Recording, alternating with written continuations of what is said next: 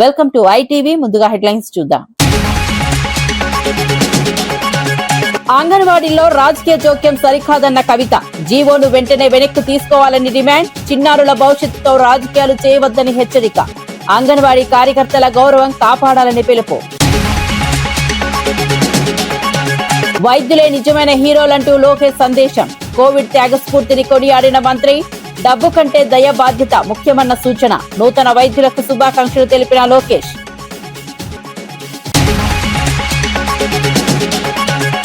కుట్రలు చేసిన మా సభ్యులు లొంగలేదన్న ఎంపీ చామల. డబ్బుతో రాజకీయాలు చేయలేరన్న కిరణ్ కుమార్ రెడ్డి. ప్రజల విశ్వాసంతోనే విజయం సాధ్యమైన వ్యాఖ్య. నైతిక విలువలకు కట్టుబడి ఉంటామన్న ఎంపీ.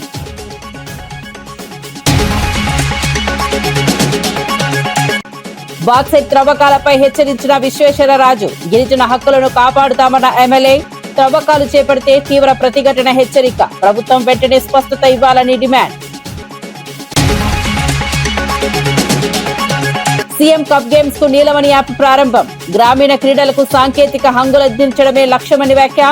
బట్టి చేతుల మీదుగా యాప్ ఆవిష్కరణ. సీఎం కప్ 2025-26 విజయవంతం చేయాలని ఆకాంక్ష.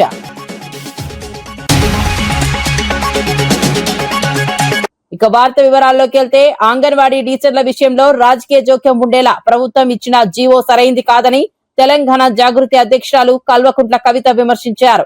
అంగన్వాడీ వ్యవస్థ చిన్నారుల పోషణ, మహిళల శ్రేయస్సుకు కీలకమని పేర్కొన్నారు. ఇలాంటి వ్యవస్థలో రాజకీయ జోక్యం పెరిగితే సేవల నాణ్యత దెబ్బతింటుందని ఆందోళన వ్యక్తం చేశారు. ప్రభుత్వం వెంటనే ఆ జీవోను వెనక్కు తీసుకోవాలని డిమాండ్ చేశారు. అంగన్వాడీ కార్యకర్తల గౌరవం, భద్రత కాపాడాలని కోరారు. పిల్లల భవిష్యత్తుతో రాజకీయాలు చేయవద్దని హెచ్చరించారు. ఐసిడిఎస్ అధికారులు కూడా పర్యవేక్షణ నిమిత్తం వస్తూ ఉంటారు. మరి మన ఎంప్లాయీస్ ని మనము నమ్మి ఎంప్లాయీ ఫ్రెండ్లీ గవర్నమెంట్గా ఉంటే ప్రజలకు మంచి సేవను ఈ ఉద్యోగులు అందియగలుగుతారు. అంగన్వాడీ పథకం పెట్టినప్పటి నుంచి ఇప్పటి వరకు మన తెలంగాణలో ఉన్న చిన్నపిల్లలకు పౌష్టికాహార లోపం లేకుండా, మన గర్భిణులకు పౌష్టికాహార లోపం లేకుండా ఎంత పనైనా సరే వాళ్ళే వంటలు చేసి పెడుతూ, అంగన్వాడీ టీచర్లు కావచ్చు, అంగన్వాడీ హెల్పర్లు కావచ్చు, పని చేస్తూ మన తెలంగాణ సమాజానికి ఒక వెన్నుముక్కగా నిలబడుతూ వచ్చిండ్రు. అటువంటి అంగన్వాడీ ఆడబిడ్డలను అవమానిస్తూ ఈ ప్రభుత్వం ఏదైతే సర్పంచులు, వార్డు మెంబర్లు వాళ్ళందరి పర్యవేక్షణ ఉంటుందని చెప్తున్నారో దాన్ని నేను తప్పుపడతా ఉన్నాను. ఖచ్చితంగా ప్రభుత్వం ఈ నిర్ణయం వెనక్కి తీసుకోవాలి. ఆల్రెడీ అంగన్వాడీ టీచర్లుగా ఉన్నటువంటి వాళ్ళు ఒక 4 రిజిస్టర్లు, 4 అప్లికేషన్లు మెయింటైన్ చేసే పరిస్థితి ఉన్నది. వాళ్ళకే ఇంకా కొంత హెల్ప్ని ఇవ్వాలి తప్పితే పైనుండి ఇంకా ప్రెషర్ పెంచే విధంగా పనిచేయడం కరెక్ట్ కాదు. రెండవది, అంగన్వాడీ వర్కర్స్, అంగన్వాడీ టీచర్స్ అందరు కూడా బిఎల్ఓస్గా పనిచేస్తారు, టీచర్స్ ఎస్పెషలీ. మరి వారి మీద రాజకీయ జోక్యం అనేటటువంటిది కరెక్ట్ కాదు. రేపటి నాడు ఎన్నికల్లో ఇంకొక అంశాల్లో కూడా ఒత్తిడి పెంచేటటువంటి ఆస్కారం ఉంటుంది. కాబట్టి ఈ నిర్ణయం తప్పు అని నేను మనస్ఫూర్తిగా నమ్ముతా ఉన్నాను. ఎట్ ద సేమ్ టైం ముఖ్యమంత్రి గారు నిన్న సభలో మాట్లాడుతూ ఆశాలది, అంగన్వాడీలది జీతాలు ఆపి మేము సంక్షేమ పథకాలకు ఇస్తున్నామని చెప్తున్నారు. ఇది కూడా అన్యాయం. ఆశాలకు, అంగన్వాడీలకు దాదాపు 12 నెలలు, 9 నెలలు, 6 నెలలు జీతాలు పెండింగ్ ఉన్నటువంటి పరిస్థితి ఒక పక్క. జీతాలు మీ ప్రభుత్వం వచ్చిన తర్వాత పెంచుతాము, కనీస గౌరవ వేతనం ఇస్తామని చెప్పి పెంచకపోవడం ఇంకొక అన్యాయం. 18,000 చేస్తానని మీరు మేనిఫెస్టోలో పెట్టిండ్రు, దానికోసం ఇంతవరకు మాట్లాడతలేరు. అవి పోగా మీరు సంక్షేమ పథకాల కోసం వీళ్ళ జీతాలు ఆపుతున్నామని చెప్తున్నారు. అసలు యాక్చువల్గా చూస్తే ఈ చిరు ఉద్యోగులందరికీ, ఆశాలు కావచ్చు, అంగన్వాడీ కావచ్చు, ఎన్హెచ్ఎం వర్కర్స్ కావచ్చు, ఇంకా అనేక మంది ఈ చిరు ఉద్యోగులు ఎవరైతే కాంట్రాక్టు, అవుట్సోర్సింగ్ వ్యవస్థలలో ఉన్నారో వాళ్ళందరికీ ప్రభుత్వ పథకాలు లభించేలాగా, ప్రభుత్వ పథకాలు వర్తించేలాగా చేయాల్సింది పోయి వాళ్ళ జీతాలు కట్ చేసి సంక్షేమ పథకాలు ఇస్తామనడం శుద్ధ అన్యాయం. ఇది తప్పు. మీరు మాట తప్పుతున్నారు. మీరు మేనిఫెస్టోలో ఇచ్చిన విధంగా అంగన్వాడీలకు తక్షణమే జీతం పెంచాలి. సర్పంచ్లు రాజకీయ జోక్యం లేకుండా మరొకసారి జీవోను సవరించాలని డిమాండ్ చేస్తున్నాను. Thank you. జై తెలంగాణ. ఎన్ని కుట్రలు, కుతంత్రాలు చేసినా తమ కోరం సభ్యులు లొంగలేదని ఎంపీ చామల కిరణ్ కుమార్ రెడ్డి తెలిపారు. జనగామ చైర్మన్ అభ్యర్థిని గెలిపించినందుకు ప్రజలకు రుణపడి ఉన్నానన్నారు. డబ్బు వెదజల్లినంత మాత్రాన రాజకీయాలు చెల్లవని స్పష్టం చేశారు. ప్రజాస్వామ్య ప్రక్రియలో నైతిక విలువలు ముఖ్యమన్నారు. ప్రజల విశ్వాసంతోనే ఈ విజయం సాధ్యమైందని పేర్కొన్నారు. భవిష్యత్తులోనూ పారదర్శక రాజకీయాలకు కట్టుబడి ఉంటామని తెలిపారు.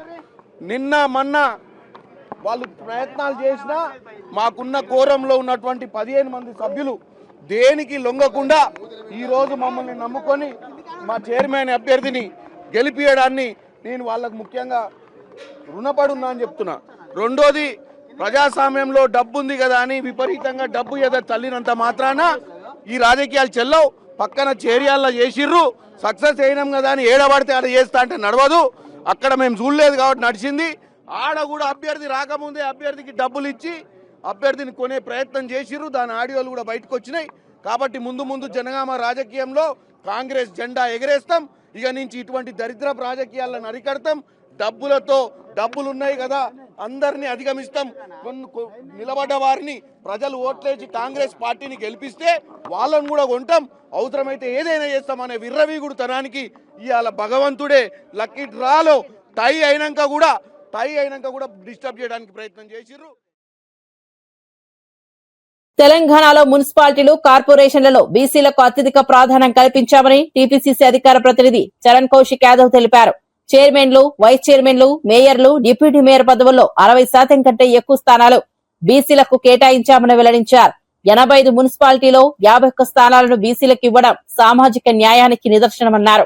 ఎస్సీ, ఎస్టీ, ముస్లిం, ఓసీ వర్గాలకు కూడా సముచిత ప్రాతినిధ్యం కల్పించామని పేర్కొన్నారు. సమగ్ర అభివృద్ధే ప్రభుత్వ లక్ష్యమన్నారు.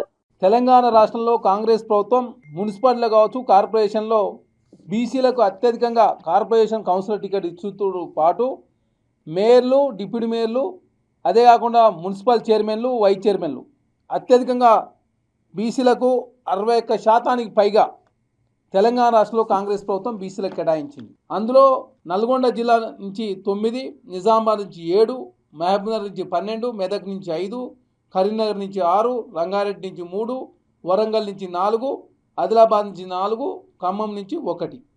మొత్తం 85 మున్సిపాలిటీ చైర్మన్లు ఇప్పటి వరకు అనౌన్స్ అయితే అందులో కాంగ్రెస్ పార్టీకి వస్తే 51 మున్సిపాలిటీలను బీసీలకు కేటాయించి 60% పైగా బీసీలకు సామాజిక న్యాయం కల్పించే ప్రయత్నంలో మాట ఇచ్చి మాట నిలుపుకున్న తెలంగాణ ముఖ్యమంత్రి రేవంత్ రెడ్డి గారికి, అదే కాకుండా కాంగ్రెస్ పార్టీ అధ్యక్షులు మహేష్ కుమార్ గౌడ్ గారికి, అదే కాకుండా కాంగ్రెస్ పార్టీ డిప్యూటీ సీఎం బట్టి విక్రమార్క గారికి, ఉత్తమ్ కుమార్ రెడ్డి గారికి, మీనాక్షి నటరాజన్ గారికి కాంగ్రెస్ పార్టీ తరఫున ప్రత్యేక ధన్యవాదాలు తెలియజేస్తూ డిప్యూటీ వైస్ చైర్మన్లు దాదాపు 43% బీసీలకు కేటాయించిన పరిస్థితి. అదే కాకుండా మేయర్లు, డిప్యూటీ మేయర్లలో కూడా కాంగ్రెస్ పార్టీ బీసీలకు సముచితమైన న్యాయం కల్పించింది. అదే కాకుండా ఎస్సీ సామాజిక వర్గం కావచ్చు, ఎస్సీలకు సంబంధించి ఎస్సీ మాలలకు 7, మాదిగలకు 8, ఎస్టీ లంబాడలకు 5, కోయలకు 1, ఎస్టీ ఎరకలకు 1, ముస్లింలకు 1.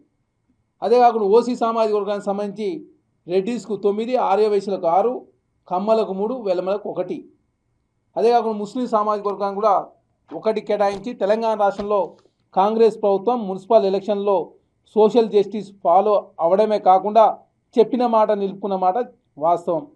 అదే కాకుండా గతంలో సర్పంచ్ ఎలక్షన్లో కూడా 21% అధికారికంగా ఇచ్చినప్పటికీ పార్టీ పరంగా దాదాపు 42% నుంచి 60% వరకు ఇచ్చారు. అదే కాకుండా తెలంగాణ రాష్ట్రంలో కాంగ్రెస్ ప్రభుత్వం అధికారులకు వచ్చిన తర్వాత ఏ ఎలక్షన్ జరిగినా కూడా ఒక ఎలక్షన్కి ఇంకో ఎలక్షన్ భిన్నంగా తెలంగాణ రాష్ట్రంలో 40% ఓటు. చెన్నూరులో మంత్రి వివేక్ కాన్వాయ్పై బాల్క సుమన్ దాడి చేయడాన్ని తీవ్రంగా ఖండిస్తున్నామని ఫిషరీస్ కార్పొరేషన్ చైర్మన్ మెట్టు సాయి కుమార్ అన్నారు. భూ కబ్జాలు, అవినీతి ఆరోపణలు ఎదుర్కొన్న బాల్క సుమన్ కు ప్రజలు ఇప్పటికే తగిన బుద్ధి చెప్పారని వ్యాఖ్యానించారు. ఇలాంటి చిల్లర పనులు మానుకోవాలని హెచ్చరించారు. రౌడీ రాజకీయాలకు చోటు లేదన్నారు. శాంతి భద్రతలు భంగం కలిగించే చర్యలపై కఠిన చర్యలు తీసుకోవాలని కోరారు. ఎంపీగా 5 సంవత్సరాలు, ఎమ్మెల్యేగా 5 సంవత్సరాలు ఉండి మొత్తం చెన్నూరుని సర్వనాశనం చేసి భూ కబ్జాలు చేసి ఎవరెవరైతే ప్రజల్ని ఇబ్బంది పెట్టిన ఇలాంటి దుర్మార్గుల్ని ప్రజలు తిప్పికొట్టే విషయం మర్చిపోకండి.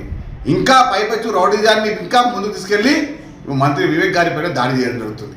ఏంది ఇది? రాజ్యాంగబద్ధమైనటువంటి ఒక ఎంపీగా పనిచేసినావు, ఎమ్మెల్యే పనిచేసినావు, అయినా కానీ ఆ చిల్లర పనులు, ఆ చిల్లర బుద్ధులు మానుకోలేవు. కాబట్టి చెన్నూరు ప్రజలు నీ చెంప మీద చెల్లు అనే విధంగా 36 పనులు బయటకు వచ్చే విధంగా 2023లో నీకు తీర్పు ఇస్తే ఇంకా నీ మతి కానీ నీ శృతి కానీ ఇంకా మారకపోతే వచ్చే ఏ ఎన్నికల్లో కూడా నీకు అదే గతి పడుతుంది. మర్చిపో బాల్కా సుమన్, ఇది ప్రజాప్రభుత్వం. నీలాంటి రౌడీలకు, నీలాంటి గుండాలకు, నీలాంటి దగాకోరులకు, నీలాంటి పెంపుడు కుక్కలకు చెన్నూరులో స్థానం లేదు, తెలంగాణలో మీకు స్థానం లేదు.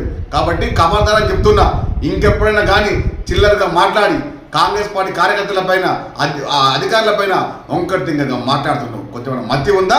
ఎవరయ్యా నీ గతంలో ఎమ్మెల్యే చేసింది, ఎంపీ చేసింది? ఈ చెన్నూరు ప్రజలు కాదా? అయినా కానీ చిల్లరగా మాట్లాడుతున్నటువంటి చిల్లర మనుషులు ఇంకా గతంలో చేసినటువంటి అన్యాయాలను మర్చిపోతా ఉన్నారు.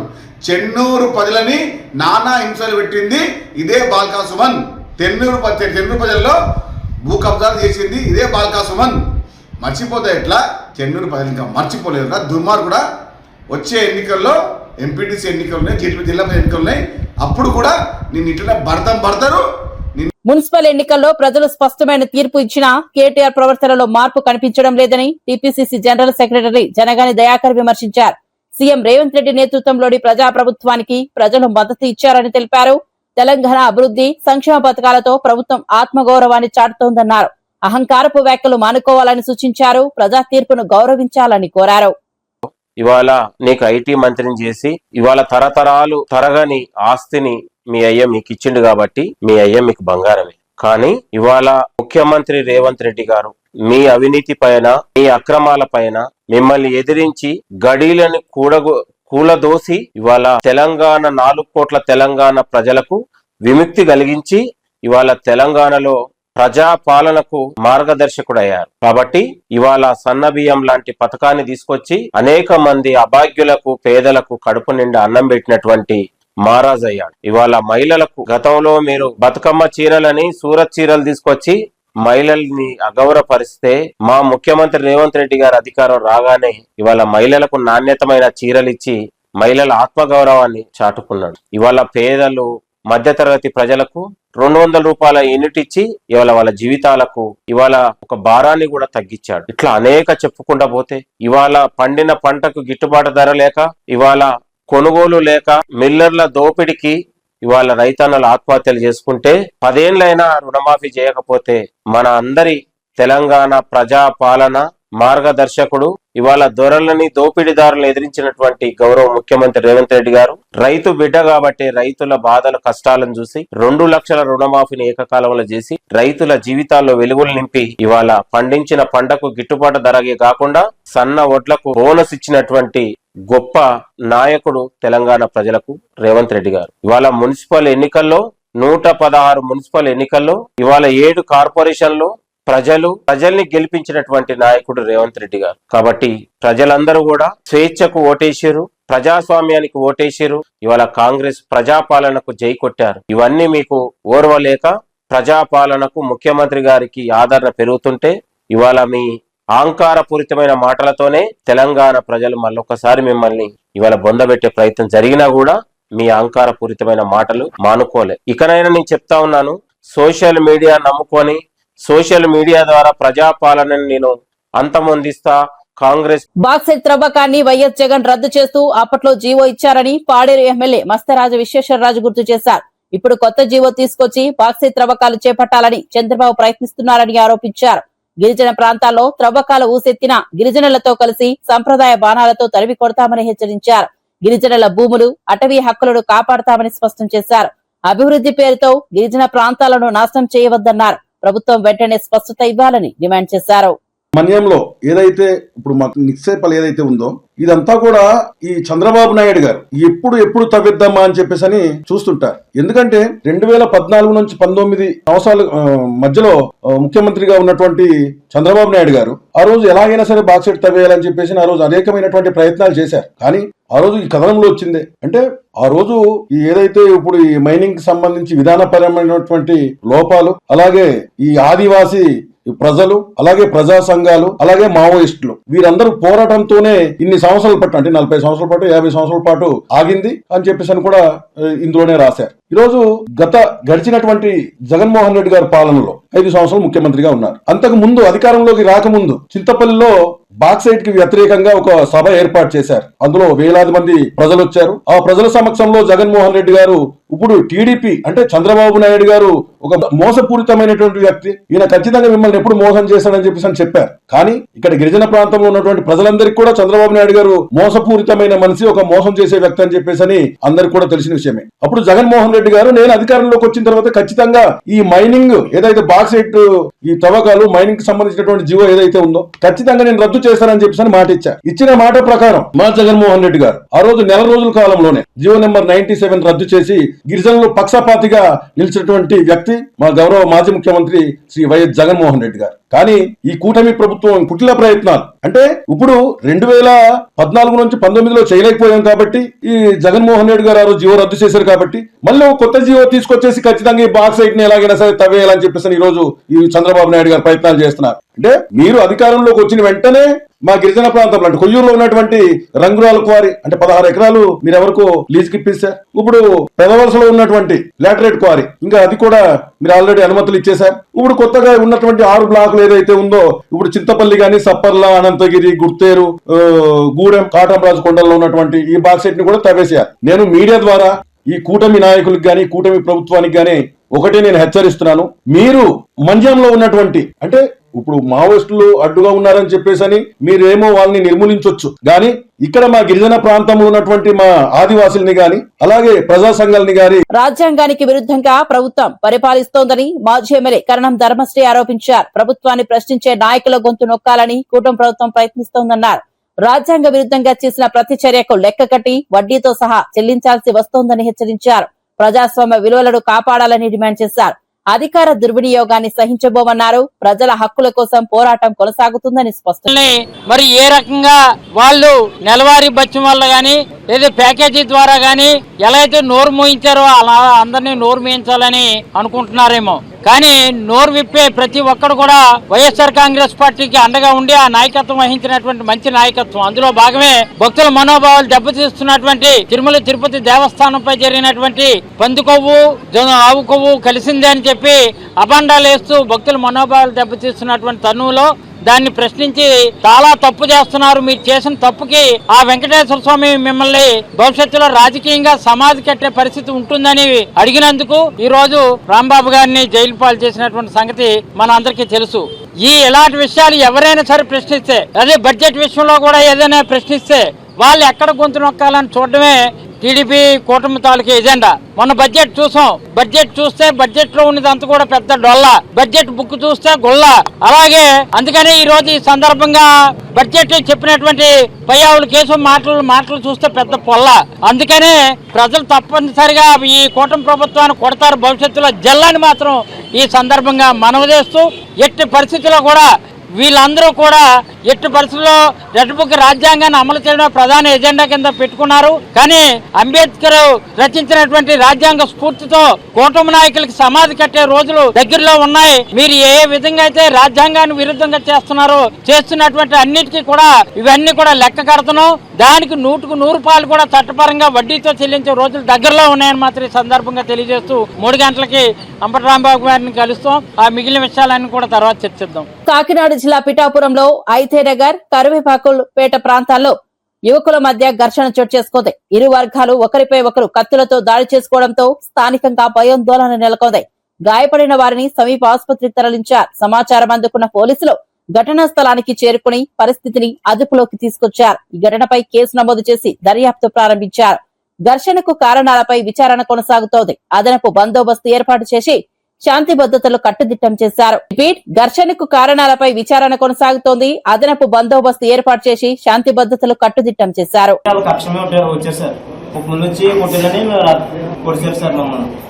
ఇలాగెళ్ళి ఆ దెబ్బలాడుకుంటుంటే ఎడదీనాకి వెళ్ళినందుకు వీడిని 2 పోట్లు పొడిసేసేసి అందరూ 10 మంది 10 చాకులు అట్టుకుని ఇక్కడికి కూడా వచ్చారు బాబు. ఎస్సీ గారు రాగానే ఎవరికి వాళ్ళే పారిపోయారు. మేము అలా పొలమని లోన ఉండిపోయాం బాబు. మాకు ఈడియా తీర్చు రాక మేము సెల్ల గడ్డ తెచ్చుకోలేదు. ఇలా చేశారు, ఎంత దౌర్జన్యంగా మనుషుల్ని ఎలా చంపేయటం కరెక్టా? దేశంలో యువత ఆర్టిఫిషియల్ ఇంటెలిజెన్స్ పై పూర్తి స్థాయి పట్టు సాధించాలని కేంద్ర విద్యాశాఖ మంత్రి ధర్మేంద్ర ప్రధాన్ పిలుపునిచ్చారు. సాంకేతిక రంగంలో వేగంగా మారుతున్న పరిస్థితులకు అనుగుణంగా నైపుణ్యాలు పెంపొందించుకోవాలని సూచించారు. విద్యా సంస్థలు, పరిశ్రమల మధ్య సమన్వయం పెంచాలని తెలిపారు. యువత ఆవిష్కరణల ద్వారా దేశ అభివృద్ధికి తోడ్పడాలని కోరారు. డిజిటల్ యుగంలో ఏఐ కీలక పాత్ర పోషిస్తోందని పేర్కొన్నారు. భవిష్యత్తు ఉద్యోగ అవకాశాలు కూడా సాంకేతిక నైపుణ్యాలపైనే ఆధారపడి ఉంటాయని తెలిపారు.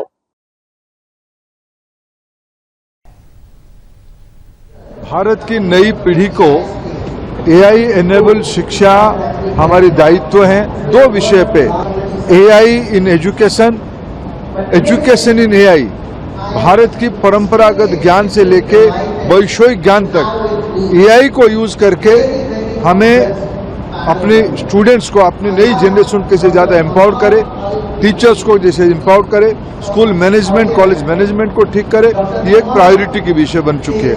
वैसे ही AI के बारे में एजुकेशन बढ़ा के AI पर्सनल देश में बढ़ाने से हम ग्लोबल लीडरशिप पोजीशन पे आएंगे।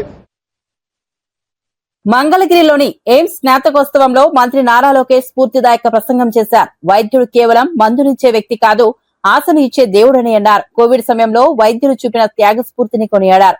పేదల పట్ల మానవత్వంతో వ్యవహరించాలనే సందేశం ఇచ్చారు. డబ్బు కంటే దయ, బాధ్యత ముఖ్యమన్నారు. వైద్య వృత్తి ఉదాత్తతను కాపాడాలని పిలుపునిచ్చారు. నూతన పట్టభద్రులకు శుభాకాంక్షలు తెలియజేశారు.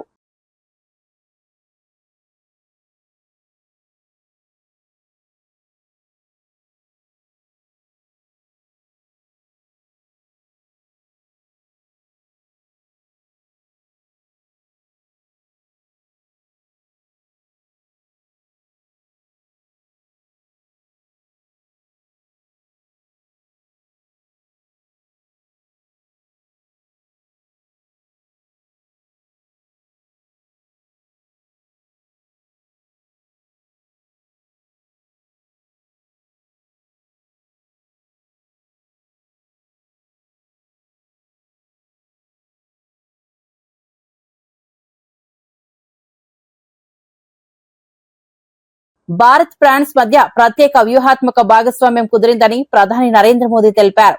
ఎయిర్ బస్ H-125 హెలికాప్టర్ల తయారీ యూనిట్ ను వేమగల్లో వర్చువల్ గా ప్రారంభించారు. అరుదైన ఖనిజాలు, బయోటెక్నాలజీ, అడ్వాన్స్ మెటీరియల్ రంగాల్లో సహకారం పెంపు నిర్ణయించారు. ఆరోగ్య రంగంలో ఆధారిత Indo French centre, digital science and technology centre ప్రారంభించనున్నట్లు తెలిపారు. ఈ భాగస్వామ్యం భవిష్యత్ నిర్మాణానికి వేదికగా మారుతుందని పేర్కొన్నారు. ద్వైపాక్షిక సంబంధాలు మరింత బలోపేతం కానున్నాయి. అంగన్వాడీల్లో రాజకీయ జోక్యం సరికాదన్న కవిత. జీవోను వెంటనే వెనక్కి తీసుకోవాలని డిమాండ్. చిన్నారుల భవిష్యత్తుతో రాజకీయాలు చేయవద్దని హెచ్చరిక. అంగన్వాడీ కార్యకర్తల గౌరవం కాపాడాలని పిలుపు. వైద్యులే నిజమైన హీరోలంటూ లోకేష్ సందేశం. కోవిడ్ త్యాగ స్ఫూర్తిని కొనియాడిన మంత్రి. డబ్బు కంటే దయ, బాధ్యత ముఖ్యమన్న సూచన. నూతన వైద్యులకు శుభాకాంక్షలు తెలిపిన లోకేష్.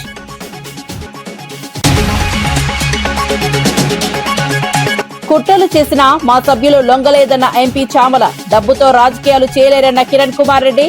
ప్రజల విశ్వాసంతోనే విజయం సాధ్యమైన వ్యాఖ్య.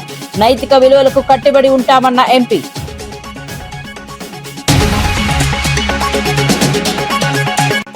బాక్సైట్ త్రవ్వకాలపై హెచ్చరించిన విశ్వేశ్వరరాజు. గిరిజన హక్కులను కాపాడుతామన్న ఎమ్మెల్యే. త్రవ్వకాలు చేపడితే తీవ్ర ప్రతిఘటన హెచ్చరిక. ప్రభుత్వం వెంటనే స్పష్టత ఇవ్వాలని డిమాండ్. సీఎం కప్ గేమ్స్ కు నీలమణి యాప్ ప్రారంభం. గ్రామీణ క్రీడలకు సాంకేతిక హంగులందించడమే లక్ష్యమని వ్యాఖ్య. బట్టి చేతుల మీదుగా యాప్ ఆవిష్కరణ. సీఎం కప్ 2025-26 విజయవంతం చేయాలని ఆకాంక్ష.